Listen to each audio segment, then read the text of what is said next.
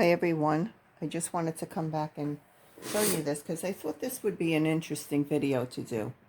I know that some of you who are following me are also interested in doing this at home for themselves, and they don't know where to start.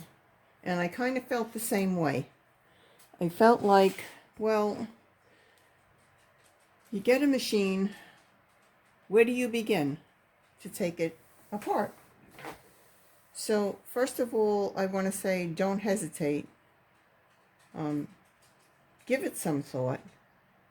Have a plan. And I wanted to share basically what I do when I break down a machine and how I keep everything organized as I'm breaking it down, because I don't know what all these parts are. I certainly don't know all the correct names for them, but I want to do that on an upcoming video, to call all of these parts that I'm going to show you their correct names according to the manuals. So here goes. So this is what I do when I'm starting to break down a machine. Of course, I need some tools. What are those tools? I find that a set of little ratchet screwdriver set is very handy. These pop out quickly. I'm going to try to pay attention to the lighting.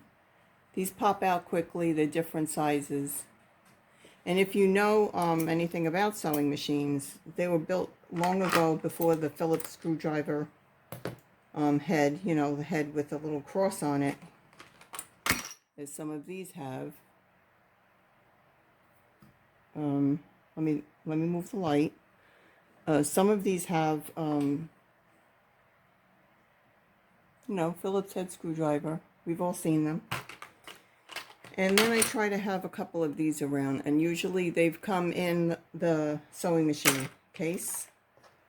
Some of these ratchets, which are good, but a lot of machines don't need you don't need these for.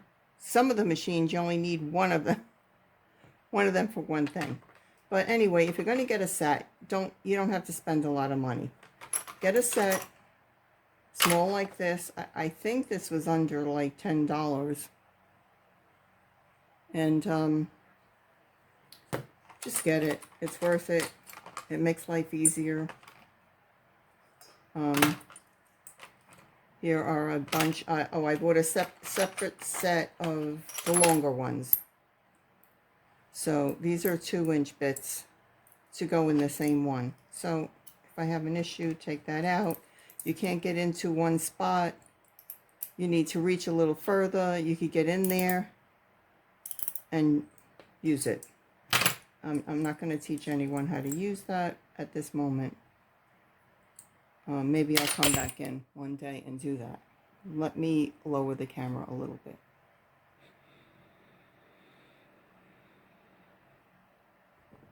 Hopefully this works better. Anyway, so I have those. Are they necessary? They're not really necessary because I broke down machines before I had those. So what else? A larger one, a larger set. This comes in really handy because you know when you're turning something, you're going like this with the screwdriver, and you just can't. You don't have the grip. Then you try this. You can't do that. Well, here. Now you've got a crossbar.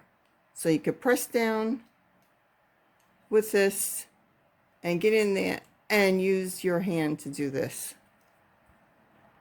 So, again, very useful tool. I buy most of my stuff on Amazon, so you could just go on there and search around for stuff. I don't have affiliate links with any of them, but maybe I'll put some of the links below the video. Anyway, that came in handy. I like to keep one of these nearby because you never know when you have to tap something out. And I'm not encouraging anyone to do that, but sometimes it is necessary. And so I do keep one handy.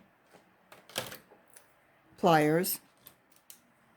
A lot of times you need 2 of them.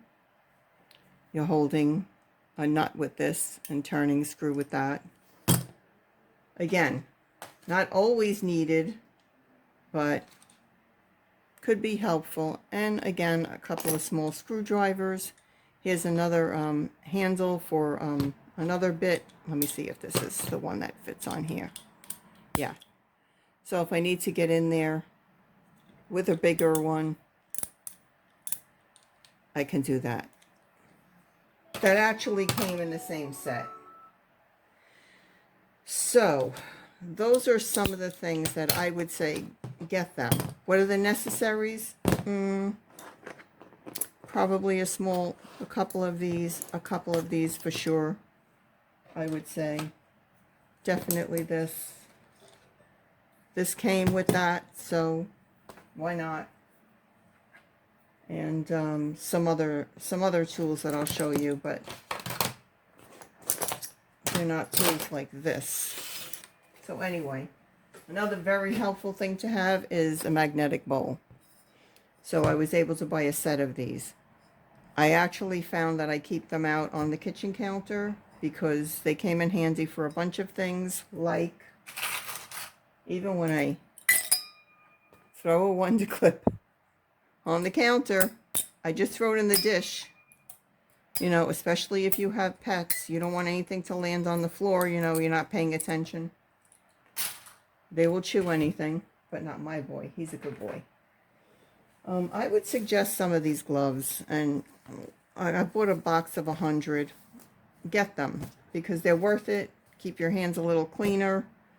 I have sometimes broken right through the glove. But for the most part, get some gloves. You could also use kitchen gloves, and you could just wash them after you use them. They usually hold up better. Sandpaper. I keep some sandpaper on hand. Now this happens to be 600. I got this in a pack of various degrees of sandpaper, 200, 400, 600, 800. And then I bought a pack, which I always like to use, 2000 paper. 2000 paper, I feel like, I am very worried about changing the attributes of any one piece of machine part. I'll get to that in a minute, or maybe I should go into that now. So for instance, you have your hook assembly, right? This is pretty clean. I already cleaned it, of course. So here's your hook assembly. Your hook assembly comes, and it's real grungy. You might want to take it apart. There are tiny screws in here. You can take it apart. When you get in here, there is a plate in here. You would want to feel that plate and see if there are any burrs on that plate. And that's where you would come in with your 2000. What you don't want to do is change the attributes of this, because when we're talking about things like the hook, we're talking precision. You don't want to change this to where it's thinner than it should be. None of that. You don't want it to be thinner. You just want to smooth it out a little bit. That's where your thread's going to travel, and that's what it's going to get caught on. So that's why I say I like to use the 2000, because I don't like to be aggressive with a lot of these parts. So that's your sandpaper. Another thing that I learned and came in very, very handy, I started using plastic containers like this. You know, you buy something, it comes in a container, and I usually recycle them, but I recently started to save them. And why? Because I might want to take this hook and soak it in some crud cutter, and I don't want to soak it in the bag. Believe me, I've tried it, and you have to throw the bags away. But anyway, you want to use your containers. So some people use containers as they're taking their part. If you have enough containers in your house, go for it. Especially those little plastic containers. They're adorable. Maybe you want to use something like that and put each part in there. So I don't use containers much anymore. I have moved over to using this system. Using a bag that's labeled. And why? Why do you bother labeling it? I label it because I'm going to use this bag again. Every time I take a machine apart, do I want to go say, oh, let me get a piece of paper and write hook assembly and stick it on here? Because it might not always be obvious that you're working with the hook assembly. Because if you take it apart, or you take these screws out, you might not know where they go. So what I do is when I take this apart, and I didn't clean it yet, but, well, at this point I cleaned this one. But let's say you took it off the machine, you didn't clean it yet, you want to take the screws out. You take these screws out, throw them in the bag. You take the plate off, throw it in the bag. Everything to do with your hook is in a bag. See how tiny these screws are?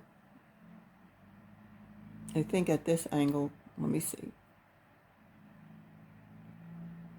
You get the idea. Do you want to lose that? I don't. I don't want to lose that because I don't want to try to replace it, find somebody who has it, find somebody who's generous, wants to give that up. Because if you have a hook, you don't want to give that up. And then I came up with this, like I said, permanently label things. Now, why would I label this? I know what this is. I could recognize this a mile away.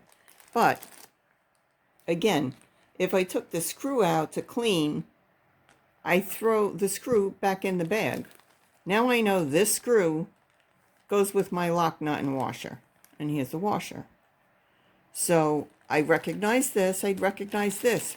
Will I trust myself to recognize this one small screw that goes into the lock washer? I don't have to give myself that headache. Again, these are the wire brackets from underneath the machine.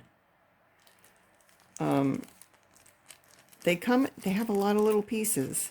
Do I want to be throwing these in the magnetic dish and just figuring, well, I'll find them later? How many times do you lose things like that? So anyway, this is my system. So I'll get to that in a minute. Extension bed screws and washers. Well, the bed isn't going to fit in here. How am I going to know what these screws are for? I'm not that learned yet to recognize them, you know, right off the bat. Oh, I know where these go. So I label it. Here's the one screw that I need for the end of the light socket. I took it out and I said, where do I put it? So I threw it in the dish while I was taking apart the light, and then I made it a baggie. And I continued to do that down the road. Why do I need to put the needle plate bar? Well, what I tried to do is take it out. I give it a good cleaning. I put it back in the bag so fingerprints don't get on it also. Again, a screw. Do I recognize that one? I sure do. It looks very similar to what holds on your foot. So just keep it where it belongs. Motor's not going to fit in here. It's missing, but here's the motor screw. Again, bobbin winder screw. Bobbin winder's being painted. Do I want to trust myself to remember these? Feed dogs. Do I want to lose those screws? So you get the drift of what I'm doing. Look, bobbin thread guide. The bobbin thread is being, the guide is being painted. So what do I do with this? Now, do I want to take all of these little screws and just throw them in one big bag? If you want to do that, go ahead. Here's a presser bar assembly. And I just felt like I wanted to take the time to do this. I wanted to take the time to label everything. Again, spool pin, one little screw. The spool pin is being painted. I wanted to take the time because I want to use these bags over again. You do it once, and then the next machine, when I do this, I have saved all the bags and I don't have to do it again. Many, many parts. Do I want to go fishing for these? Oh, and you know what happened? I bent this piece, taking it out. And I started to play with it to get it to bend back. And then I said, well, let me give some fellow repair restorer person who sells parts a couple of bucks and get a new one.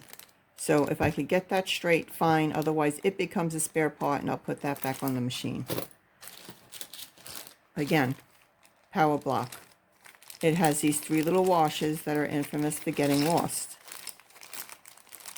Do I want to lose them? No. So here, you get the drift. This is what I do. Especially if you're going to do something like this here. For instance, I left the, I didn't clean this yet, and I left the bobbin that it came in there because I thought it was interesting. It's a black bobbin. So I said, let me leave it in there. When I get to it, I'll decide what to do, but I have to get in there and clean this. You can see there's little rust in there. And again, if I end up trying to take this apart, maybe the clip needs to come off. There's 2 little screws here. The bag is very helpful. Just keep things in the bag. And one more, I kept these because I'm not sure I'm going to be able to use these again because obviously I need 4 of them, but I know that when I buy the new rubber feet, they don't give you the screws, so I had to keep the screws, and it was worth it for me to mark it. So I just wanted to give you an idea of what some of the things that I do to not scare myself away from trying this. It's much easier to do this and be organized. Have a mat that you could use. Like right now I'm on this mat, but this is not the mat that I use anymore. And this is the back side of the mat. So I said, let me leave this always on the table. I put the good mat on top of it when I want to cut. I also save these wonderful bags from when you get something shipped to you. I save those. Sometimes I use them that size. Sometimes I can cut them open and make them twice as large. And you will need one of these. Just one if you're working on a featherweight. I don't know about other machines. It's a 9/16 because there is a little nut, very thin, small nut around the switch on the front of the machine. And there are other ways to get it off. Obviously, when you're taking it apart, you could be a little aggressive. You're not worried about scratching up your machine. But when you're putting it back, you don't want to scratch up your machine, especially if you painted it. So those are some tools that I thought, and I thought it would be helpful for you to see my process in doing all of this, and the reason why it's worth it to take the time to do this. Oh, and there's another thing. I thought this would be a good thing to show. For when I put the machine back together, I always have 4 quarters and a dime. I bet some of you who do this with machines know what they're for, and leave in the comments if you know what they're for.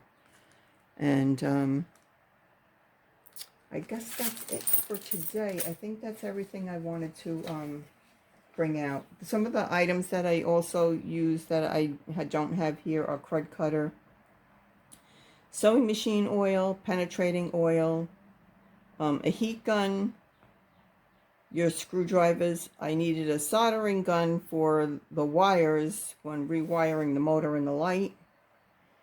I mentioned the wrench and the pliers. Sometimes it's helpful to have a wood block around to prop your machine up or to help you tap something out. And triples 40 steel wool I like to use. I think I have it over here somewhere. Yeah, I do this. Steel wool. If it doesn't get wet, I keep it. And I keep these little breakstone containers. They work out great because sometimes I just need a little bit of something in a little tiny container to soak something, like I have the paint cap in there soaking. Sometimes you just need a little bit of paint thinner in there.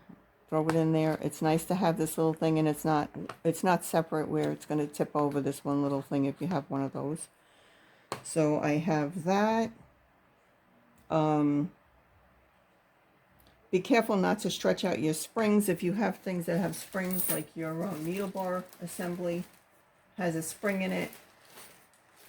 The tension assembly has a spring in it. Sometimes your bobbin assembly has a spring in it. Try not to stretch those out, but you can clean them. And I guess that's it. That's all I have to share at the moment.